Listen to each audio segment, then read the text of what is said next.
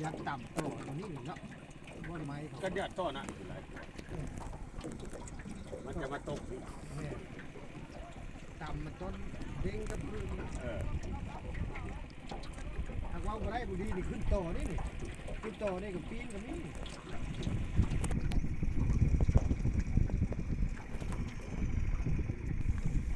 คนตกเหนือตกแต่มือวานหาแล้วเห็น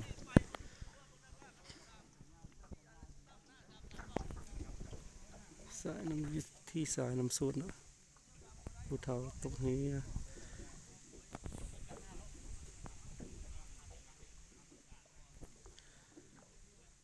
ยังดำหายังไม่เห็นศพเนาะเห็นแต่เหงือกจัก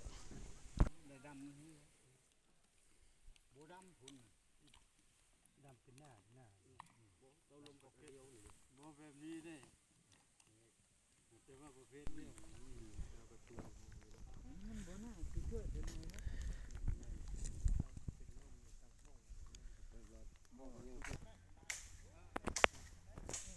ยังหาไม่ได้เห็นเนาะคนตกผู้เฒ่าตกน้ำแต่เมื่อคืน7 โมงแรงเมื่อวานเนาะ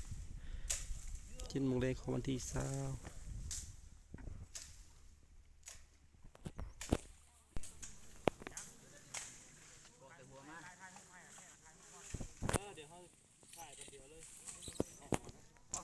มันก็บ่ถึงแล้วเมตร5 เมตรนี่มัน6 เมตร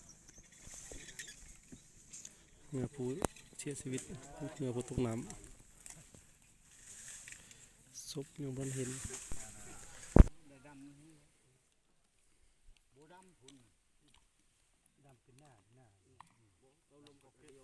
บ่แบบนี้ได้แต่ว่าประเภทนี้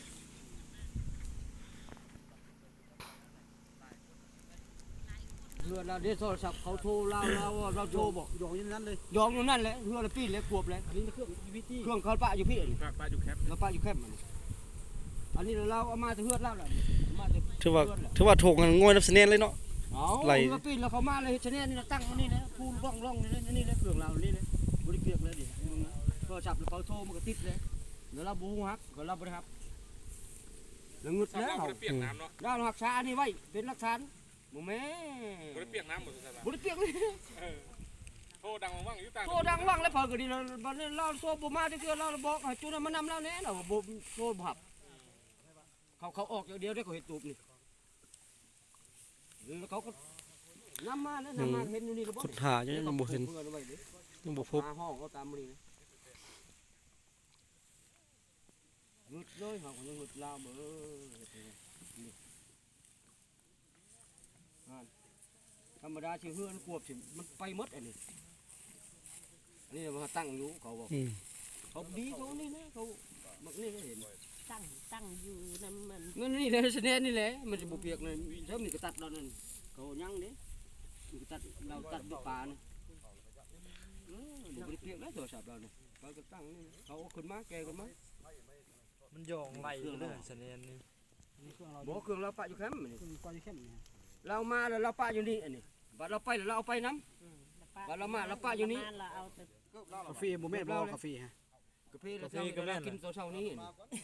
กาแฟ เรามาแล้วเจ้า ไอ้กี้นั่นเอาให้เรา กินกับมื้อเช้าเรากินกาแฟเราไป จอกกาแฟก็ยังตั้งอยู่นี่กับพวกบ่เนาะ บ่จอกกาแฟเลย จุดทูบหาเราเด้ เอินหาเรา เอิ้นหาเราให้หา เรานี่พ่อเห็นเรานี่แล้ว ขอ โยนอยู่มายาก หรือว่าเราอยากให้เมียเรามาห้อง เจ้าเป็นอันนั้นบ่เจ้าเป็นลูกแล้วบ่ แม่นแหละ ห้องหาเราบ่รู้เฮ็ดได้เด้อพ่อ คือเที่ยงห้องเสียงยานนี่ละ ก็ธรรมดา อ้าวโทรศัพท์เขาโทรกระติดยันเราหักษานี่ เราจ้าแล้วนั่นนะ ยันแมวเดียวโทรศัพท์แมว เครื่องคอยบริหารชาได้ แต่ว่ามัน ชี ก็ วิต มี ล้อ ข่าว ไปย่าง รักเราว่าบ่แต่มันถึงว่ามันบ่แพงแต่ก็เราหักษา นั่นล่ะบ่ อาจารย์จักนะต่ำเราเนี่ย จักขนาดพลาด จักกระตำบ่ตกนั่นก็หาเห็นบ่ แทนนะพัดแทนเก้า บัดนี้มัน คุยมันหลุมแล้วมันก็ลุกง่าย อะไรแม่นเลย มันต่ำต่อไปไม้นั้นหักมันก็ต่ำเลย คือว่ามัน มันก็ คำ แค้ ลาน นะคน ครบ เจ็บ แล้ว มัน บัด สิ นี้ ลอย เรา ได้ บ่ครบเรา มัน นี่ มาคำลาเนี่ยมันตั้มมันเรือมันตั้มไม่เบิ่งอันจักหันมาทับเอวมัน เราน่ะ ห่าน ตัว เริ่ม ขี้ มาทับเอวมัน ขี้กระตุกกระเดือนของ นี่บ่เราปะอยู่พี่นี่ ปลาพี่เขามา พี่นี่ตัวนี้ ตัวนี้นี่นะตัวแสดงนี่ยังย่องอยู่นะนี่ ตัวเครื่องเล่านี่แล้วปลาอยู่ด้านพ้นนี่มีแต่ตัวนี้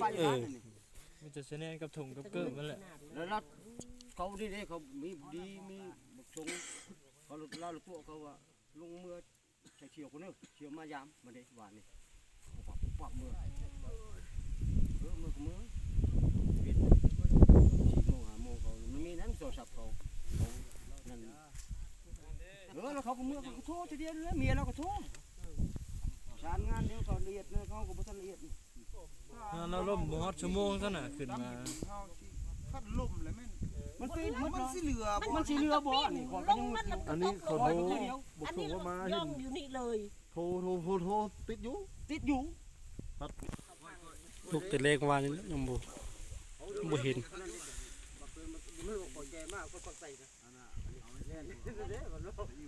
มันก็คอยดีก็ยังได้เห็นก็ปะลงกระแจแล้วนี่ลงกระแจแล้วนี่ที่แล้วมีกระตับนะเฮาก็บ่ได้กวดเบิ่ทีมไม่กระตับเด้มีกระตับเรานี่เมื่อน่ะบ่แม่น กัดอยู่พุ่นอยู่เมื่อพุ่น อยู่อ่ะ ยังจะเห็นอยู่แล้วเหือนะเขา ยัง ขั้นเหือกลัวบ่คือว่า ยังเขาบอกให้คือที่พุ่นเขากวด ใช่ ยันเราหนาวนะ แบบว่าเรางมอยู่แล้วเนาะถือว่าเหือจักหันตกแล้วล่ะเรางมน้ำมือเหือมัน งมอยู่ทาง นำเข้าเด้ บ่แม่นเด็กน้อย เหือนำเข้าเรางมแล้ว มา ล่ะ ฟังน้ำอันนี้นี่เนาะ เครื่องใหญ่บัดนี้บัดแห้งผัดหนาวเด้บัด เอาตัวนี้ โคมอยู่พี่นี่ น้ำบ่ให้จุ่ม เอาโคมมันมาตรงนี้แล้วนี่โคมนี่มาจักเลยอยู่ทุกคนนี่บ่เคยเห็นเดียวแล้วบ่ย่านอื่น นะ